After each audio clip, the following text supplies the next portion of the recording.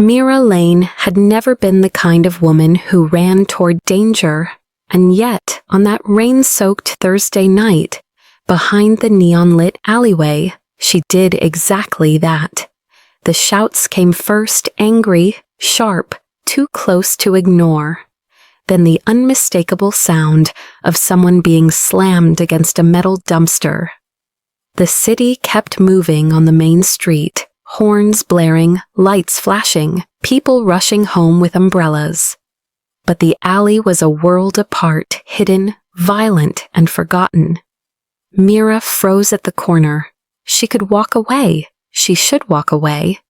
But then she heard it, a pained exhale, low and broken, like someone trying not to cry out. Her legs moved before her fear caught up. She stepped into the narrow alley and saw 3 men surrounding a fourth. The fourth was on one knee, one hand pressed to his side, blood dripping between his fingers. The other men stood over him, breathing hard, looking like they had already decided how this night would end. "Hey!" Mira yelled without thinking. 3 heads snapped toward her. Her breath nearly stopped. What the hell was she doing? "You should go," the biggest of the men growled. "This isn't your business." Her heart hammered violently. "Well, I'm making it my business." The wounded man lifted his head slightly. Rainwater and blood streaked across his jaw. Even in the flickering alley light, Mira could see something in his eyes, dark, sharp, intelligent, and terrified. "Run," he whispered, barely audible. "Please." The men turned back to him. One of them raised a fist. "No," Mira blurted. Before she could question her sanity, she grabbed the nearest trash bin and shoved it hard, sending it crashing into the attacker. He stumbled, cursed loudly. "What the? Come on." Mira didn't wait. She rushed to the wounded stranger, slinging his arm over her shoulders. He winced, breath hissing through his teeth. "You're insane." "Maybe," she muttered. "Move." He staggered with her toward the street. The men regained momentum fast. "Get back here," one shouted. Mira didn't dare look behind her. She just dragged the stranger forward, his weight heavy against her, his blood warm through her jacket, his voice low with pain. They burst out into the main street, where headlights, crowds, and chaos drowned the alley's darkness. The attackers hesitated at the edge, unwilling to risk drawing attention. They vanished back into the shadows. Mira kept moving until she reached the entrance of a closed bookstore, neon sign flickering faintly overhead. She pressed the man against the wall. "Let me see," she said breathlessly. "No," he muttered, gripping his side. "Just give me a second." "You're bleeding through your shirt. You need a hospital." At that, panic flared in his eyes, real raw panic. "No hospitals." Are you running from something?" she asked. He almost laughed, breathless and bitter.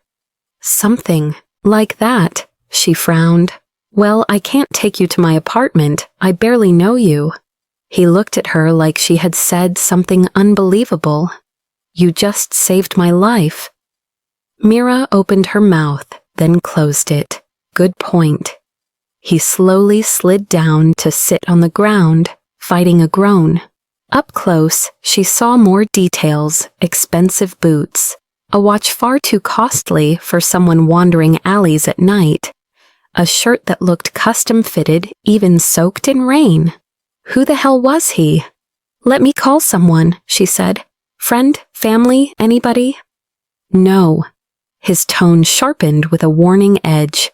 "No one can know I'm out here." "Okay, so you're either a criminal or someone in serious trouble." His jaw tightened. "The second one." "Great, that helps a lot," Mira muttered. He almost smiled, but the pain cut it short. Lightning streaked across the sky, rain intensifying. She exhaled. "All right," she said, making the decision she knew she would regret. My place is 5 blocks away. You can barely stand, so you get 2 options. You lean on me again, or you crawl. He blinked.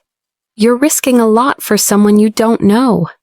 Well, she said dryly, it'd be really embarrassing if I let you die after dragging you halfway across the city. Despite the pain, a low, rough chuckle escaped him. Fair enough. She helped him stand again. They walked in heavy silence. The rain made everything colder, heavier. His breath grew more ragged, hers more strained. When they reached her tiny apartment, 1 room, dim, cluttered with books he had to step over, she guided him to the couch. Sit, she instructed. He did. She dug through a cabinet for a first aid kit. When she came back, he had his head leaned back, eyes closed. Hey, she said softly, stay awake. His eyes opened slowly, dark, striking, and far too intense. Thank you, he murmured. For what? For not leaving me there, she swallowed. Just, let me help. She pulled up his wet shirt and froze. A deep cut slashed across his ribs, bruising already forming. But that wasn't what stunned her. It was the tattoo. A crest. A symbol she'd seen once years ago on a billionaire family's foundation she had briefly interned for. A family with power far beyond money. A family with enemies. Her pulse thundered. You're not just some guy, are you? His gaze met hers steady, unguarded now. No, he whispered. I'm not. Who are you? He hesitated, then barely audibly. Damien Vale. Mira's breath caught. She knew that name. Everyone did. The Vale Empire touched banking, shipping, tech, politics, everything. He wasn't just wealthy. He was one of the most influential men in the country. And he was bleeding on her couch. You were hiding, she said quietly. He nodded once. And someone found me. Why were they after you? His jaw tightened. Because someone I trusted tried to take everything. Mira exhaled shakily. This wasn't about a street fight. This was about power, danger, and secrets she had never intended to get tangled in. Damien's voice softened, raw with exhaustion. Mira, I didn't mean to pull you into this, but he already had, and she realized with a chill running through her. Helping him was going to change her life, or end it. Mira's mind raced, but her hands kept moving, cleaning the wound, pressing gauze against his side, trying to pretend her entire reality hadn't just shifted. Damien Vale, a man whose face appeared in magazines, whose name appeared in business headlines, whose life was supposed to be out of reach, untouchable. And now he was on her couch, bleeding and hunted. She tried to steady her breathing. Damien, who did this to you? He winced as she dabbed alcohol against his skin. Someone close, someone who wants the Vale Empire to fall into their hands. That doesn't narrow it down, she muttered. It should. His eyes locked onto hers. Because it's someone who knew exactly where I would be tonight. Mira paused. You mean someone betrayed you? His silence was answer enough. She swallowed. Why come here? Why that alley? I didn't choose it, he said softly. I was ambushed. They cornered me before I reached my car. I managed to break away for a moment, but... He exhaled shakily. I didn't expect anyone to interfere. I didn't interfere, she said quietly. I just couldn't watch. Damien studied her for a long moment, an expression building in his eyes she hadn't seen before. Something grateful, something dangerous, something that felt like it was changing the air between them. You risked your life for a stranger, he murmured. You weren't supposed to be a billionaire, she replied. If I'd known that, I might have stayed home. A tired, rough laugh escaped him, but it faded quickly. Mira, you're in danger now. She looked up sharply. Me? They saw you, he said. They chased us. They know I didn't get away alone. Fear crawled into her chest, cold and sharp. So what happens now? Do I pack a bag and flee the country? No. Damien straightened painfully. You stay here, with me. Mira blinked. With you, the man being hunted by his own circle? They won't come tonight, he said. They think I'm still running. They won't expect me to hide in an ordinary apartment. Excuse you, she said, bristling. My apartment is perfectly... He cut her off with a faint smile. Perfectly ordinary. She tried not to smile back. He shifted again, a soft groan slipping out. Mira instantly moved closer, adjusting the bandage. Don't move, you'll tear it. Her hand brushed his skin, warm and solid despite the injury.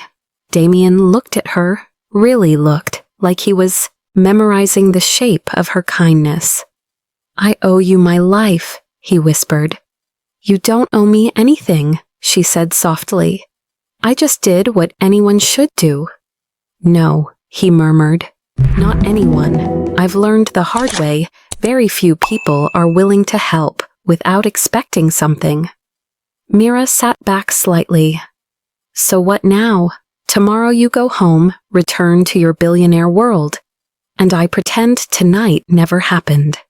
He held her gaze, slow and deliberate. No, you're a part of this now, Mira, whether you meant to be or not.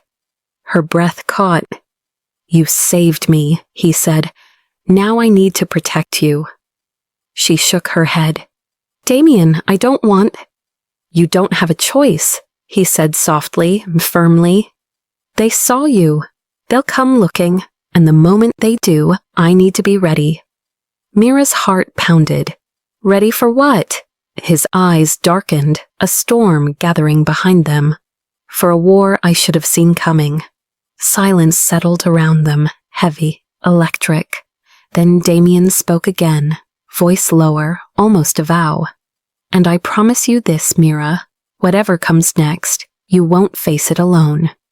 She felt something shift inside her fear, yes, but also something she didn't expect.